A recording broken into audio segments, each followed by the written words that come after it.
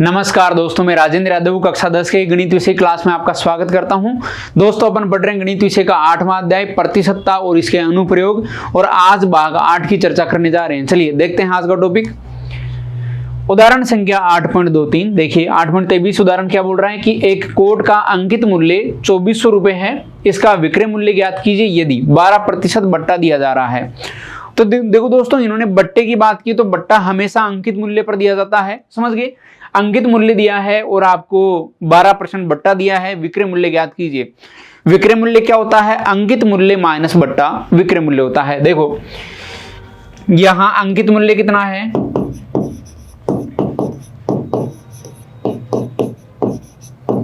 अंकित मूल्य है 2400 रुपए, 2400, और बट्टा कितना है? 12%। अब देखो अंकित मूल्य में से आप बट्टा निकाल दोगे तो क्या आ जाएगा? आपके पास विक्रय मूल्य आ जाएगा। तो देखो विक्रय मूल्य क्या होगा? विक्रय मूल्य होगा अंकित मूल्य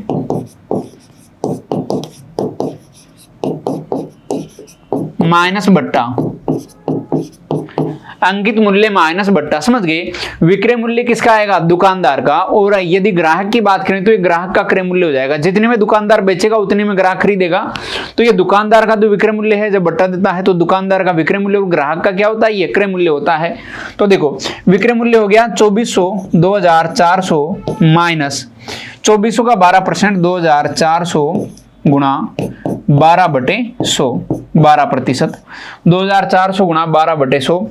अब देखो 2 0 से 2 0 कैंसिल हो गया, और देखिए आप इसको गुणा करोगे, ये आएगा 2400 माइनस 24 गुणा 12, 2400 माइनस 24 गुणा 12। अब देखो ये विक्रय मूल्य कितना आ रहा है? विक्रय मूल्य आपका बन रहा है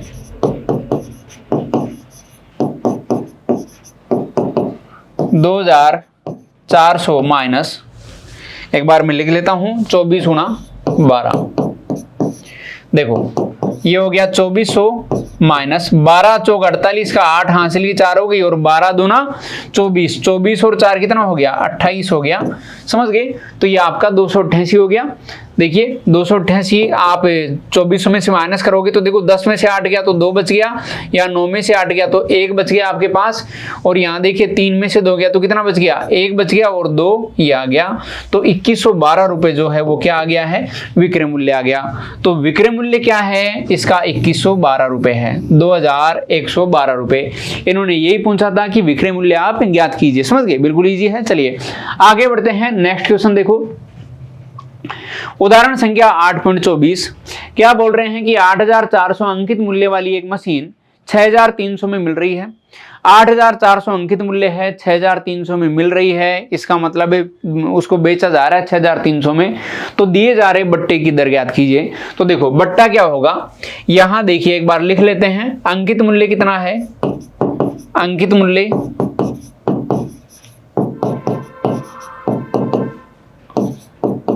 8400, और इसका विक्रय मूल्य कितना है?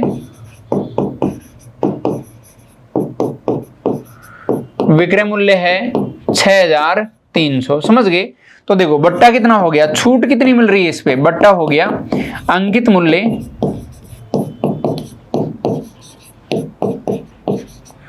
माइनस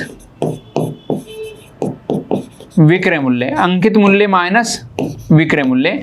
देखो अंकित मूल्य कितना है? 8400 माइनस विक्रय मूल्य 6300। तो देखो ये क्या हो गया? 00, ये हो गया। 4 में से 3 गया, 1 बच गया, और 8 में से 6 गया, 2 बच गया, समझ गए। तो 2100 रुपए यानी 2100 रुपए क्या हो गया? आपका बट्टा बन गया। अब बट्टे की दर क्या होगी? तो देखो बट्टे की दर यानी बट्टा प्रतिशत आपसे पूछा है, बट्टे की दर देखिए ये होगी बट्टा बटे अंकित मूल्य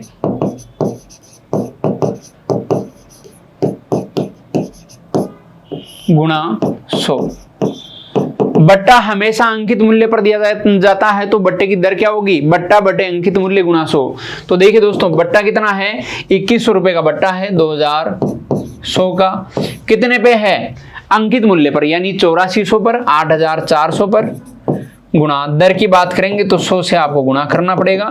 तो देखिए दोस्तों, यहां से 20 से 20 कैंसिल हो गई और 21 से 84 4 बार गया और 4 से 100 कितनी बार जाएगा, 25 बार जाएगा। तो बट्टा कितने परसेंट मिल गया है आपको, 25% बट्टा मिल गया है, 25% बट्टा मिल गया है। समझ गए, बिल्कुल इजी पार्ट है। 25% आपका क्या हो गया दोस्तों, बट्टा हो गया। चलिए आगे बढ़ते हैं, नेक्स्ट क्वेश्चन देखिए।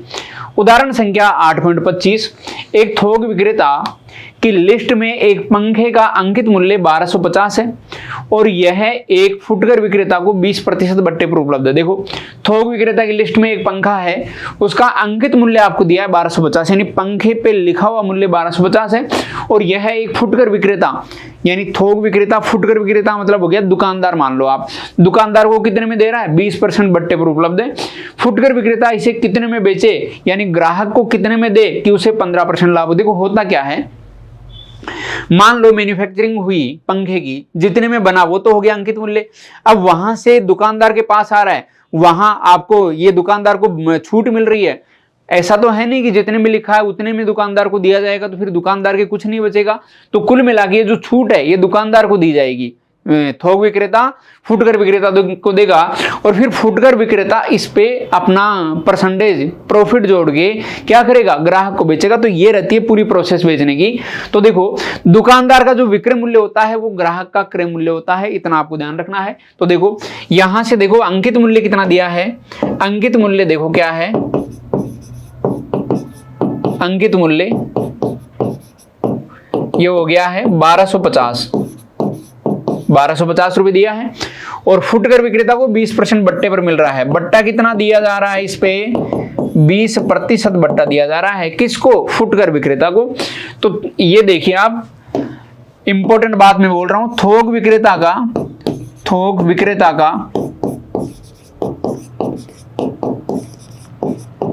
विक्रय मूल्य, थोक विक्रेता का विक्रय मूल्य, और ये क्या होगा,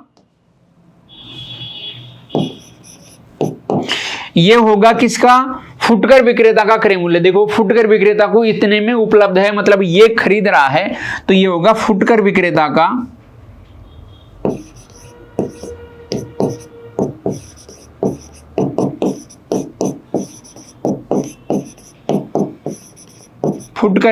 का क्रय मूल्य है। ये क्या है, क्रय मूल्य। जितने में थोक विक्रेता बेचेगा उतने में फुटकर विक्रेता खरीदेगा, और ये क्या होगा, अंकित मूल्य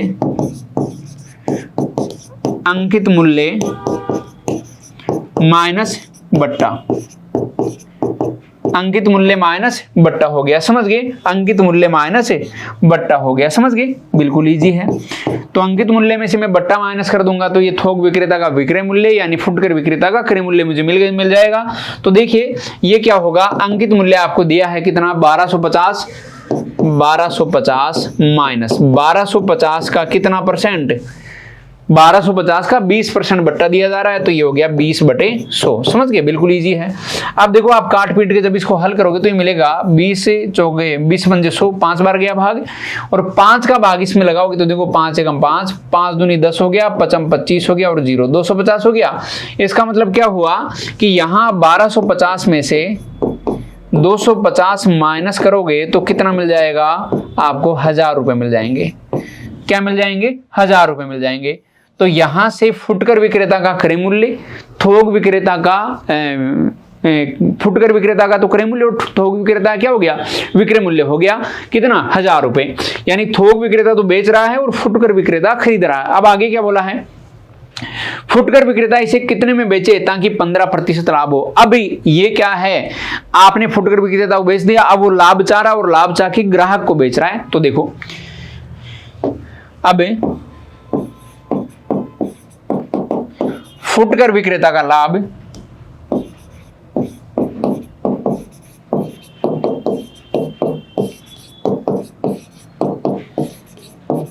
विक्रेता का लाभ कितना लाभ चाह रहा है, वो 15% का लाभ चाह रहा है।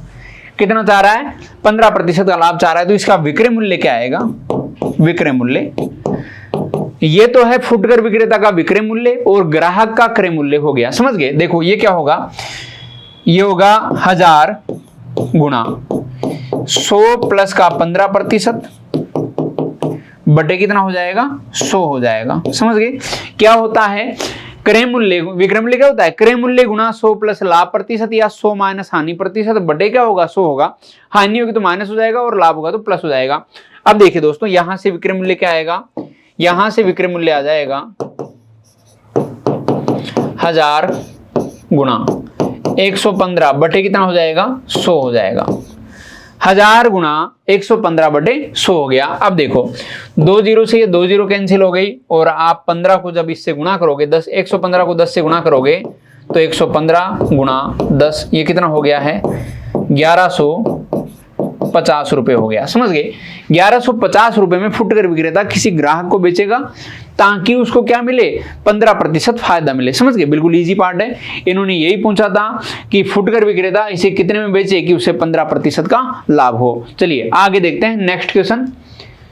उदाहरण संख्या 8.26 एक दुकानदार अपने माल का अंकित मूल्य उनके क्रय मूल्य से 25% अधिक अंकित करता है और 10% बट्टा देता है, उसका लाभ या हानि प्रतिशत ज्ञात कीजिए। देखो अपने माल का अंकित मूल्य क्रय मूल्य से 25% अधिक अंकित करता तो मैं क्रय मूल्य को मान लेता हूं 100 रुपए। समझ गए अभी क्रय मूल्य इन्होंने बताया नहीं तो मैं मान लेता हूं माना क्रय मूल्य कितना है 100 रुपए। इन्होंने नहीं दिया मानना पड़ेगा क्रय मूल्य कितना है 100 रुपए। अब देखो अधिक अंकित करता है कितना, अधिक अंकित करता है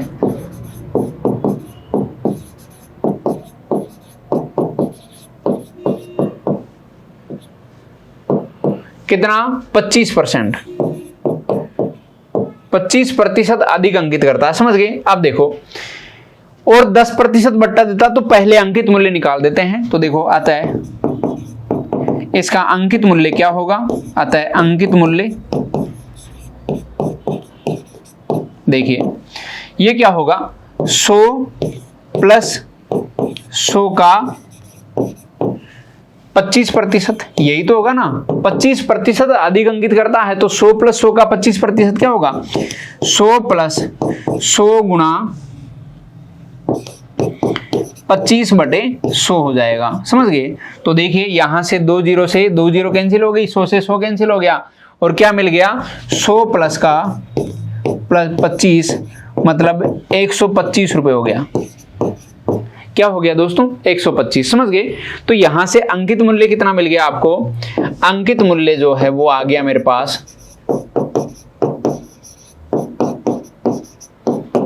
125 रुपए।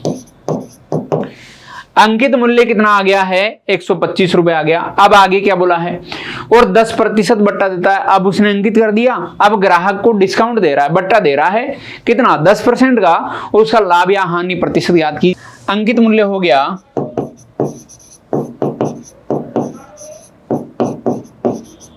125 रुपए। अब देखो इन्होंने क्या बोला है कि 10% बट्टा देता है तो बट्टा कितना दे रहे हैं ये 10%, बट्टा मिल रहा है 10%। तो देखो विक्रय मूल्य लाभ या हानि कब होगी, इन्होंने बोला है कि उसका लाभ या हानि ज्ञात कीजिए। जब बेचोगे तब लाभ या हानि होगा, मतलब अंकित मूल्य में से बट्टा माइनस करेंगे तो विक्रय मूल्य मिलेगा। तो विक्रय मूल्य देखो विक्रय मूल्य क्या होगा अंकित मूल्य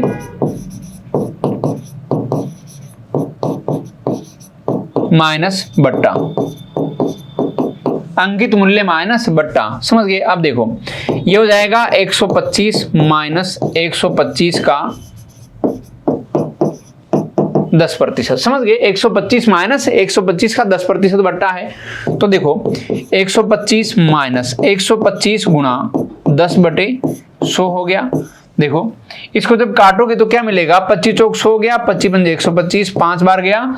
अब देखिए इसको जब मल्टीप्लाई करोगे तो आपको मिलेगा, देखो इसको और काट दो आप, 2 दूनी 4 हो गया और 2 पंजे 10 हो गया। अब इसको गुणा करते हैं।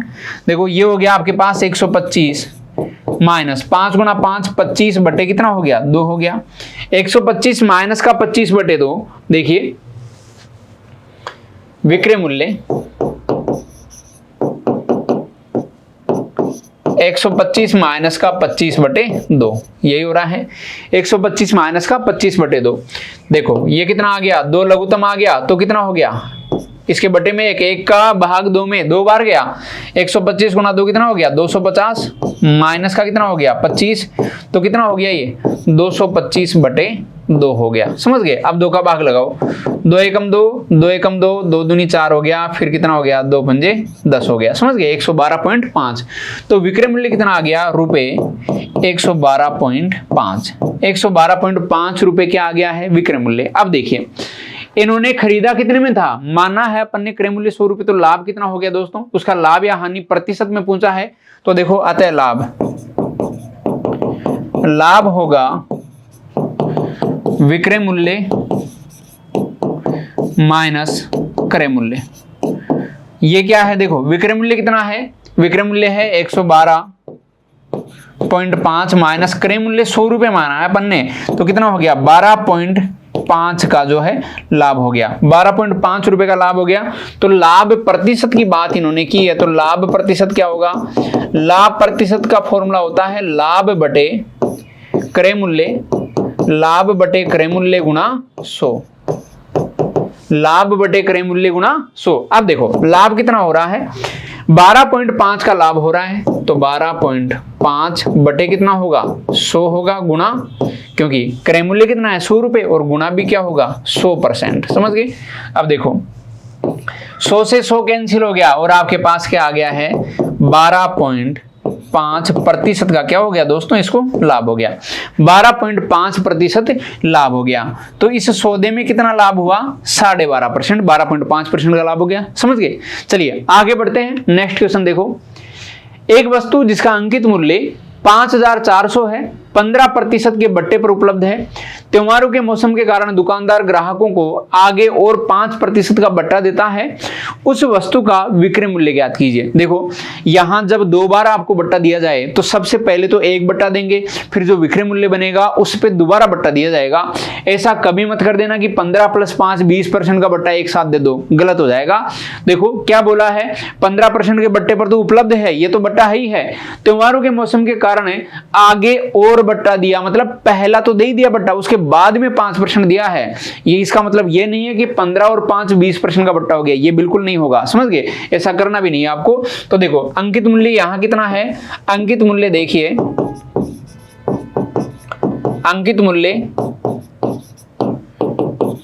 5400 रुपए, 5400 रुपए अंकित मूल्य है। अब देखो फर्तम बट्टा, फर्तम बट्टा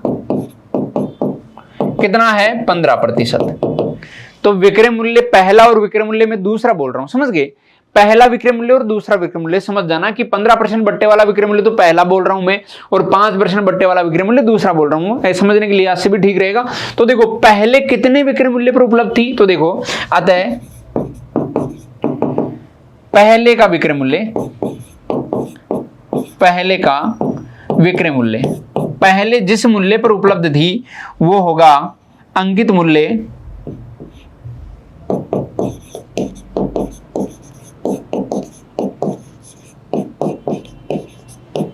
माइनस अंकित मूल्य माइनस बट्टा। अब देखो ये कितना होगा,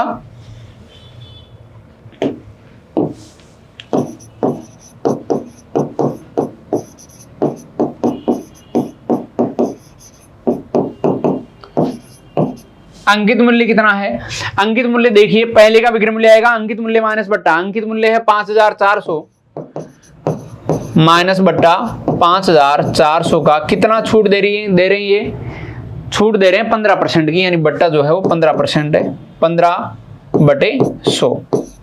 5400 में से 5400 का 15% माइनस किया तो 5400 गुना 15/100 हो जाएगा। अब देखो यहां 2 0 से 2 0 कट गई और 15 को 54 से गुना करोगे तो क्या मिलेगा आपको, ये 5400 मिल गया माइनस 15 चौक 60, 60 की 0 आ गई, हासिल की 6 हो गई, और 15 गुना 5 कितना हो गया 75, 75 और 6 कितना हो गया दोस्तों 81 हो गया, 75 और 6 81 हो गया। तो कुल मिलाकर कितना हो गया 810 हो गया। अब देखो 0 में से 0 गया तो 0 आ गया, यहाँ 10 में से 1 गया तो 9 बच गया है, और यहाँ देखो हासिल की 1 आ गई तो 3 बच गया, 3 में से 8 नहीं जा रहा तो इधर हासिल की लेंगे, 13 में से 8 गया तो कितना हो गया 8 और 5 13, तो 13 में से 8 गया तो कितना बच गया 5 बच गया, और यहाँ कितना बच गया 4 बच गया। तो कुल मिला के कितना है 4,590 रुपए पहले का विक्रय मूल्य होता। कब? जब 5% का बट्टा ये अलग से नहीं देते। तो देखो पुनः दूसरा बट्टा देखो, पुनः या फिर ऐसा लिख दो, अब दूसरा बट्टा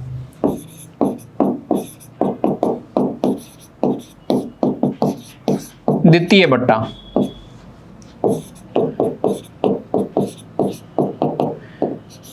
कितना है 5% है। द्वितीय बट्टा कितना है दोस्तों 5% है। तो वस्तु का विक्रय मूल्य आपको ज्ञात करना है। तो देखो अतः विक्रय मूल्य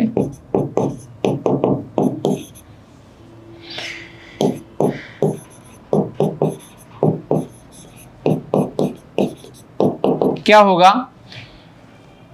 पहले का विक्रय मूल्य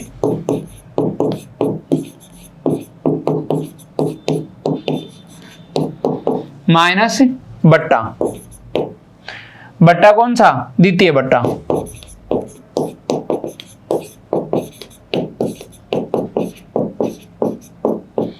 ये था प्रथम बट्टा, ये बट्टा कौन सा है प्रथम बट्टा है, और ये कौन सा बट्टा होगा द्वितीय बट्टा।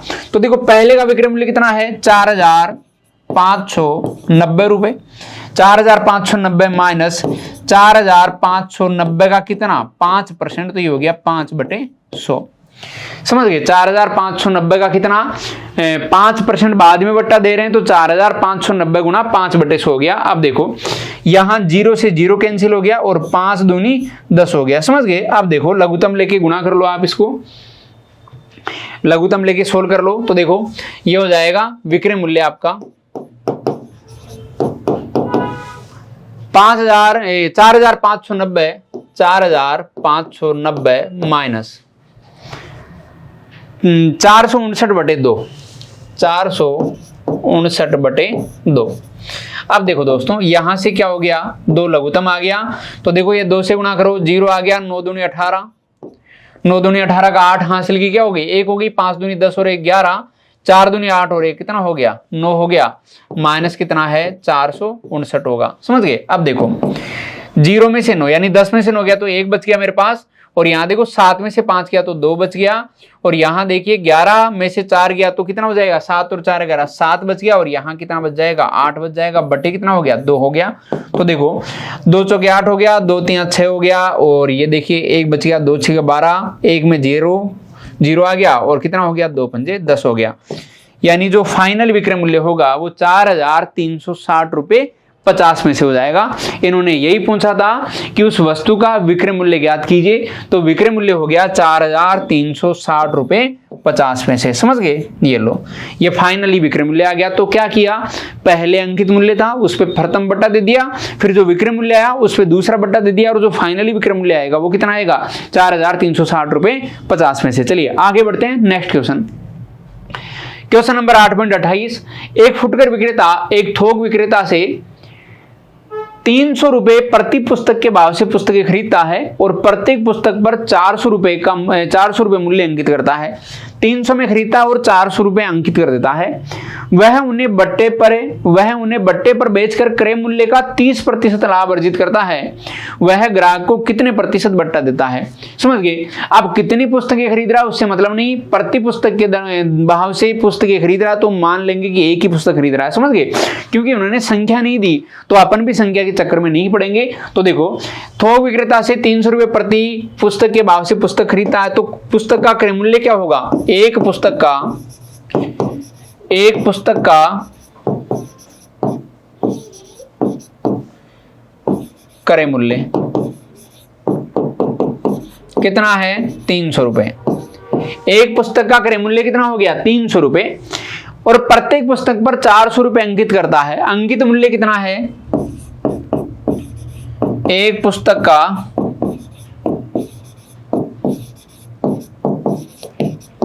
अंकित मूल्य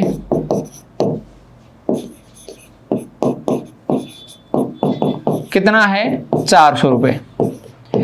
अब देखो इन्होंने क्या बोला है, 300 रुपए प्रति पुस्तक के भाव से खरीदता है और 400 रुपए अंकित करता है। क्या करता है आगे, बट्टे पर बेचकर क्रय मूल्य का 30% लाभ कमाता है। अब देखिए दोस्तों, लाभ कितना अर्जित कर रहा है, लाभ अर्जित कर रहा है 30%। और लाभ किस पे होता है, हमेशा क्रय मूल्य पर होता है। तो देखिए लाभ होगा, लाभ कितना हो जाएगा, लाभ होगा इसका क्रय मूल्य का 30%, तो 300 का 30%, तो 30 बट्टे कितना हो जाएगा 100 हो जाएगा। तो लाभ कितना हो गया 300 का 30%, तो कितना हो गया 30 बट्टे 100 गुणा में हो जाएगा। तो देखो यहां से 2 जीरो से 2 जीरो कैंसिल हो गई और आपको क्या मिल रहा है, देखो 3 गुणा 3 9 हो गया और ये 0, मतलब 90 रुपए का क्या हो गया, लाभ हो गया। समझ गए, तो लाभ हो गया 90 रुपए का। तो विक्रय मूल्य देखो, विक्रय मूल्य क्या होगा, क्रय मूल्य प्लस का लाभ। विक्रय मूल्य क्या होता है, क्रय मूल्य प्लस लाभ। तो देखो यहां से क्रय मूल्य कितना है, क्रय मूल्य यह है कि 300 रुपए में आप एक पुस्तक खरीद रहे, तो क्रय मूल्य हो गया 300 प्लस 90 रुपए का लाभ हो गया, तो कितना हो गया 390 रुपए विक्रय मूल्य हो गया। समझ गए। अब देखो इन्होंने बोला है कि डिस्काउंट देता है, तो डिस्काउंट क्या होता है, अंकित मूल्य माइनस विक्रय मूल्य तो होता है। तो देखो बट्टा क्या हो गया, बट्टा भी दे रहा है, बट्टा होगा अंकित मूल्य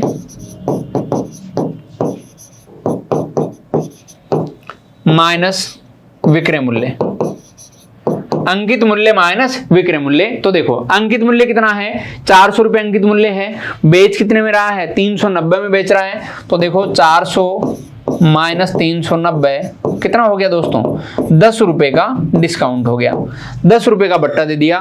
तो अब बट्टा प्रतिशत ज्ञात कर लेते हैं। तो देखो बट्टा प्रतिशत क्या होगा, बट्टा प्रतिशत क्या होता है, बट्टा बटे अंकित मूल्य, बट्टा बटे अंकित मूल्य गुणा 100%। बट्टा प्रतिशत क्या होता है, बट्टा बटे अंकित मूल्य गुणा 100%। अब देखो बट्टा प्रतिशत आ जाएगा आपके पास, बट्टा कितना है, बट्टा है 10 रुपए का, कितने पे, अंकित मूल्य पर। अंकित मूल्य कितना है, देखो अंकित मूल्य देखो कितना है, अंकित मूल्य 400 है, तो 10 बटे 400 गुणा 100%। देखो दोस्तों यहां से क्या हो गया, 2 जीरो से ये 2 जीरो कैंसिल हो गया। अब देखो 2 दूनी 4 हो गया और 2 पंजे 10 हो गया। कितना बन गया ये आपके पास 5 बटे 2% बन गया। तो कितना हो गया 2.5% बट्टा हो गया। समझ गए, 2.5% का बट्टा हो गया। समझ गए। चलिए दोस्तों आज यहीं तक की अपन बातें रखेंगे। आपको बट्टा और अंकित मूल्य का कंसेप्ट समझ में आ गया होगा कि अंकित मूल्य पर ही आपको बट्टा दिया जाएगा, जितने का बट्टा होगा वो अंकित मूल्य में से मैं माइनस कर दूंगा तो विक्रय मूल्य मिल जाएगा। समझ गए। और जब दोहरा बट्टा दिया जाए तो सबसे पहला बट्टा अंकित मूल्य पर दिया जाएगा, दूसरा बट्टा विक्रय मूल्य पर दिया जाएगा। ऐसा नहीं करेंगे कि दोनों को एक साथ जोड़ के आप अंकित मूल्य पर दे दो, ऐसा कभी नहीं होगा। तो चलिए दोस्तों आज यहीं तक की अपन बातें रखेंगे और फिर मिलेंगे आपसे अगली क्लास में। तब तक के लिए गुड बाय।